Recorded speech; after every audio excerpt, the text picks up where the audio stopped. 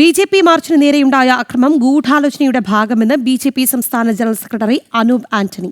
കാക്കിയണിഞ്ഞ ഗുണ്ടകളായി പോലീസ് മാറുന്നു. അക്രമത്തിന് പിന്നിൽ സുരേഷ് ഗോപിയുടെ വിജയത്തിലുള്ള CPM-ന്റെ അസഹിഷ്ണുതയാണ്. ബി.ജെ.പി. ശക്തമായി പ്രതിഷേധിക്കുമെന്നും അനൂപ് ആന്റണി വ്യക്തമാക്കിയിട്ടുണ്ട്. ജനാധിപത്യത്തെ സംരക്ഷിക്കാൻ ഏതറ്റം വരെയും പോകും. വോട്ടർ പട്ടികയിൽ ഇടതിനും വലതിനും വ്യാജ പ്രചാരണങ്ങളെ ബി.ജെ.പി. ശക്തമായി നേരിടുമെന്നും അനൂപ് ആന്റണി ജനം ടിവിയോട് പറഞ്ഞു.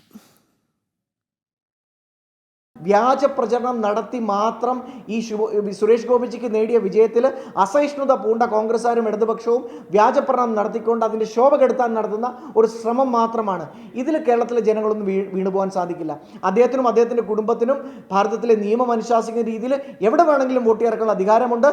ഈ പറയുന്ന കോൺഗ്രസിൻ്റെ നേതാക്കന്മാരും CPM-ന്റെ നേതാക്കന്മാരും അടങ്ങുന്ന എല്ലാവരും പല സ്ഥലങ്ങളിലും വോട്ട് ചേർത്തിട്ടുള്ളവരാണ്. അതുകൊണ്ട് ആ ഒരു മാനദണ്ഡം വെച്ചുകൊണ്ട് ഇത് കള്ളവോട്ടാണെന്ന് പറഞ്ഞിട്ടുള്ള വ്യാജ പ്രചരണം നടത്താൻ ആരെങ്കിലും നോക്കിയാൽ അതിനെ കൈയും കെട്ടി നോക്കി നിൽക്കാൻ ഭാരതീയ ജനതാ പാർട്ടി ഇല്ല. സുരേഷ് ഗോപിജിയോടൊപ്പം പൂർണ്ണമായും പ്രസ്ഥാനം കൂടെയുണ്ട്.